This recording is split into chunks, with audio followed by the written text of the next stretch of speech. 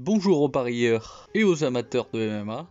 Pour votre bien, je vous conseille de garder en mémoire la Fight Night Fiorot contre Blanchfield, parce que c'est l'exemple parfait de tous les malheurs qui guettent le parieur.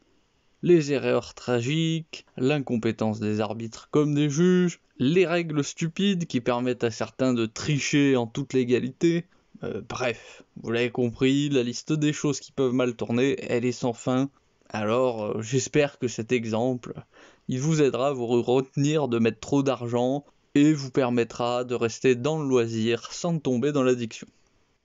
Autre remarque en préambule, j'ai le grand malheur de devoir vous annoncer que les extraits de combat c'est définitivement foutu. Je vais être obligé de mettre uniquement des captures d'écran, des images fixes, parce que je viens de me faire striker une deuxième fois. C'est mon deuxième avertissement, au troisième c'est finito pour moi. Donc bon, à partir de maintenant, vous allez devoir supporter les captures d'écran, les images fixes, plus d'extraits de vidéos à partir de maintenant, malheureusement. Pour ceux qui regardent les vidéos et ne font pas que les écouter, vous aurez remarqué que j'essaye maintenant de surligner ce que les combattants font bien ou mal dans telle ou telle image, pour essayer un peu de pallier le handicap de ne plus avoir de vidéos. Bref, je préférais vous tenir au courant de cette évolution. Et sur ce, passons à l'analyse du combat. Dustin, il fait 1m75 pour 185 cm d'allonge.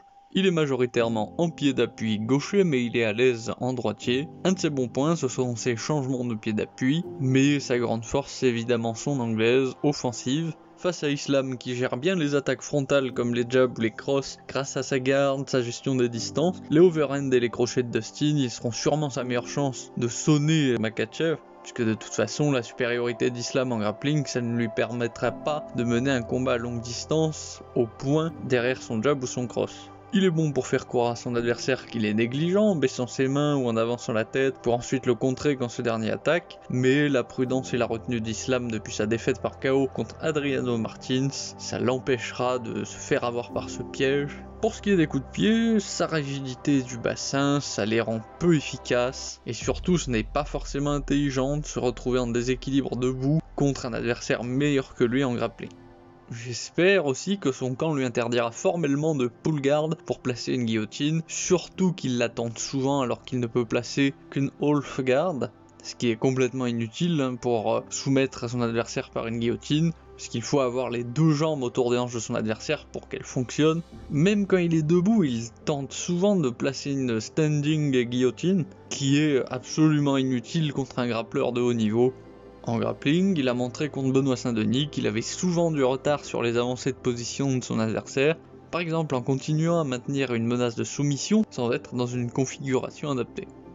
Histoire d'imager la différence de niveau, je dirais que Poirier il serait noté B+ au sol et Makhachev S, surtout à cause de la rigidité des hanches de Poirier qui l'empêche de s'adapter rapidement et de faire des transitions d'une menace de soumission à l'autre ou d'une défense contre une menace de soumission à une autre. En lutte adaptée au MMA, là aussi, ce serait un B+, par rapport à Makhachev qui serait S+. Enfin, la raison de cette rigidité des hanches de Poirier, c'est sans doute à cause de son opération des hanches. Makhachev, il fait 1m78 pour 179 cm d'allonge. Il est majoritairement en pied d'appui gaucher, mais il est capable d'alterner. Il devrait profiter de la filichelle de Poirier qui protège très mal sa tempe gauche, notamment en multipliant les high kicks de ce côté, ou en envoyant des front kicks à la tête ou au corps quand Poirier feint de baisser sa garde ou d'avancer la tête pour l'inciter à l'attaquer.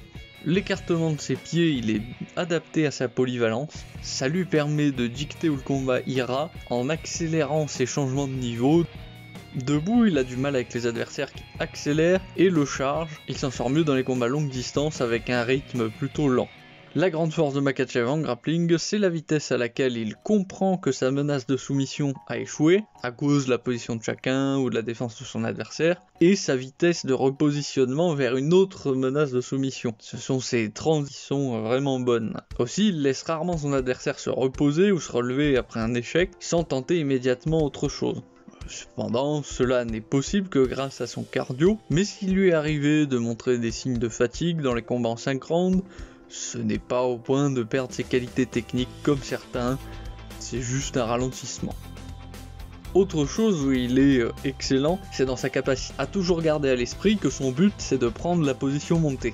Mais pour y parvenir, il est conscient de la forme de la garde de son adversaire et de leur position respective. Il a vraiment une très bonne capacité pour plaquer son adversaire au sol en utilisant son propre corps, et c'est capital parce que ça empêche l'adversaire de se tourner de côté, de placer ses mains, ses jambes entre eux pour créer de la distance, de l'espace, qui lui permettrait de sortir, de se relever. Enfin, au sol, lorsque le niveau en Jiu-Jitsu des deux combattants il est semblable, celui qui obtient la position montée maximise ses chances de l'emporter. Les experts en Jiu-Jitsu qui pull gardent n'importe comment et se jettent en bottom position, ça marche quand leur adversaire est très inférieur à eux au niveau technique. Et donc, en prenant tout ça en compte, Makhachev devrait dominer largement en grappling, puisqu'il a à la fois le bagage technique et la mentalité de prendre la position montée dès qu'il le peut, et de faire tout ce qu'il peut pour l'obtenir. Surtout qu'en face, comme je le disais avant, Poirier, il adore se jeter dans des guillotines qui le font se retrouver en bottom position, ce qui peut grandement aider Makhachev. Ce serait le Makhachev que Adriano Martins a affronté, avec des appuis trop écartés, souvent des équilibres en striking, qui ramenait difficilement ses mains sous son menton, et dont les coups de poing étaient trop amples, qui chargeait en avant n'importe comment, n'importe quand. Poirier, il aurait plutôt des facilités à le mettre KO. Mais maintenant, Makhachev, il a montré une progression vraiment incroyable, par exemple avec son combat contre Volkanovski, dans lequel il n'avait plus rien à voir avec la version qu'il était lors du combat où il a perdu par KO. Maintenant, il gère les distances presque comme un kickboxer digne de ce nom. Il rentre dans la zone dans laquelle son adversaire peut le sonner seulement après avoir feinté, s'être déplacé, avoir fait réagir son adversaire avec un jab ou un cross. Maintenant, voilà, il ne charge plus en avant pour forcer son adversaire à se retrouver contre la cage, mais il se déplace méthodiquement, stratégiquement pour y arriver. Les changements de pied d'appui de Dustin ne sont pas aussi propres que ceux de Volkanovski, et ce sont ces changements de pied d'appui qui avaient permis à Volkanovski d'avoir un aussi beau combat dans la première confrontation contre Makhachev. Et donc, si Dustin il avait eu des déplacements déstabilisants comme cela, il aurait pu surprendre Makhachev, mais il ne les a clairement pas. La lutte de Poirier ne lui permettra pas d'empêcher Makhachev de l'emmener au sol. Au sol, la rigidité des hanches de Poirier, ça va le rendre incapable de suivre la vitesse de transition d'une position à l'autre de Makhachev. D'ailleurs, je me demande si c'est pour ça que Dustin tente majoritairement des guillotines. Peut-être qu'il sait qu'il n'est pas assez souple pour réussir d'autres soumissions. En tout cas, tous ces éléments me confortent dans l'idée que Makhachev devrait soumettre Poirier au premier ou au deuxième round, puisque je vois mal Makhachev prendre le risque de perdre sa chance de battre le record de Khabib en se disant si je restais debout à échanger des coups en risquant de prendre un KO. Non, ça me semble peu probable. En passant au sujet des paris, Makhachev 1,15 et Poirier à 4,75, ça reflète plutôt bien les chances de chacun, puisque, comme je le disais, Makhachev, il a tellement de qualités que pour le battre, il faut soit l'égaler dans ce niveau technique, tout en ayant quand même aussi des qualités physiques, soit avoir des accélérations rapides debout et une bonne explosivité pour le surprendre. Et malheureusement pour Dustin, il n'a que l'explosivité.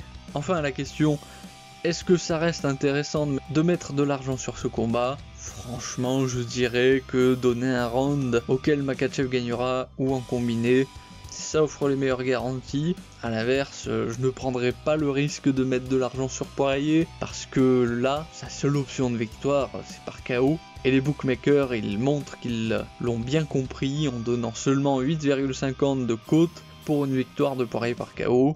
En combinant la maigreur des probabilités pour que ça arrive et cette cote somme toute pas si intéressante que ça, là vraiment ça n'a aucun intérêt de parier sur Poirier. Et je dis que ça n'a aucun intérêt parce que on est très très loin de la configuration du combat Adesanya-Strickland où il y avait une vraie proximité dans le niveau en kickboxing, dans lequel c'était faire preuve d'un grand amateurisme de penser que Strickland n'avait aucune chance. Et ce sera tout. Comme d'habitude, étant pris en otage par l'algorithme, je suis obligé de vous dire, mettez un pouce bleu, abonnez-vous, activez la cloche des notifications. C'est dans le contrat tacite, hein, ça. Mais par contre, je serai bien content de connaître votre avis sur ce combat. Et je vous dis à la prochaine.